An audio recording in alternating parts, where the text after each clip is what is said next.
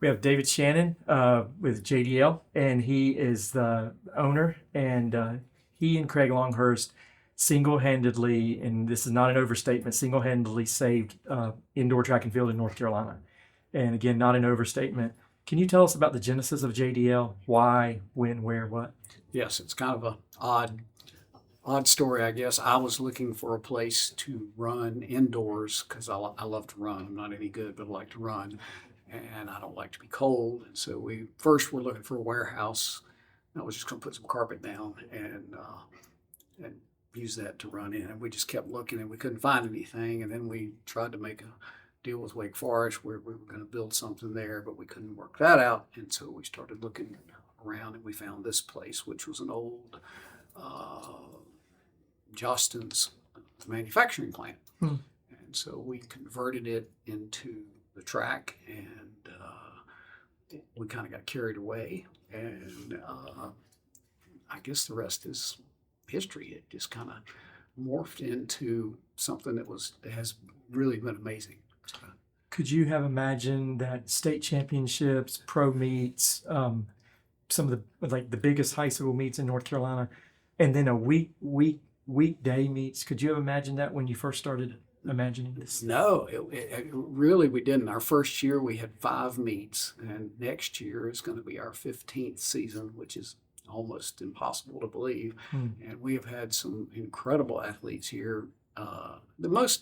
The most fun meets, though, are the high school meets. I'll have to say, because all the parents get to come, and the grandparents, and the brothers and sisters. And so, but we've had some huge meets and some small meets, and we now have about 50 meets a year.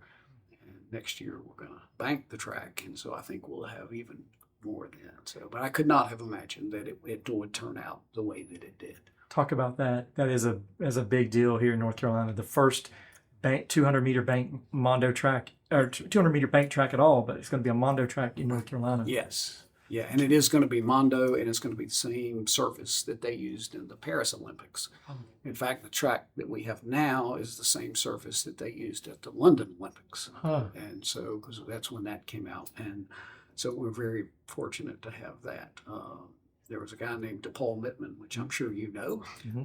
When we announced the track, he called me up and said, "Can I come see you?" And I said, "Sure." And he came over, and he had this notebook full of ideas about how to run track meets and how to get more people here. And so he was very helpful in originally getting us going. So, and talk about where you see the future. I know the Mondo track, but like how much that's going to help not just the high schools, but the Campbell City and yeah, and I think it will probably help more with keeping a lot of the high schools here that they now have to go out of state to go to a bank track, but it will also help get us. We used to have several. We had several national championships. We had a D2 NCAA national championship and 2 D3 national championships, and they all want to go to a bank track. And also the conferences, the college conferences now want to go to a bank track. So I think that will help us get that as well. And then Greg will probably tell you the same thing. So, but I think that'll really help get that type of caliber of track meet here, as well as we hopefully get back to where we have some professionals that we used to, because we used to have some pretty impressive professionals come here. When you were running at East Mecklenburg back in the 1970s, right? Yes. Could you have imagined that your life would intersect with track in this way? No, I never did, because I've always loved track, and I was a hurdler actually. I was not that good, but I was a hurdler, and I've always loved to run. I like to run intervals, and I don't like distance, and that was really the reason that I wanted to have something indoors, because it's a lot easier to run distance outdoors in cold weather than it is short stuff. So, but I never would have imagined that I would. But I've almost always run, and I just enjoy it and love it. So.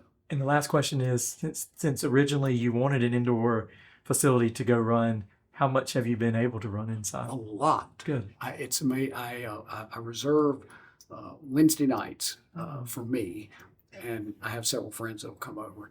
And then I usually come over Monday afternoon, Friday afternoon, and Sunday afternoon before the meets, because the Monday and Friday meets are at night. And I'll come over in the afternoon before that and do a workout. And then, so like tomorrow, I'll be here at 2 o'clock to do an indoor. So I usually get over here about 4 times a week during the season, the cold season. So I use it a lot. Well, that's good to hear because it serves the original purpose as well, right? Yeah, I ran 8 200s yesterday, so that was my work after a couple mile walk. So that was my workout yesterday. Well, everyone, we have David Shannon, the owner of JDL, and again, the state of North Carolina is indebted to you and a lot of kids. You've given a ton of kids opportunities. And so we're really thankful, and also congratulations on being inducted. Thank you very much, and I appreciate it very, very much. Very much. Thanks. Thank you. Thanks.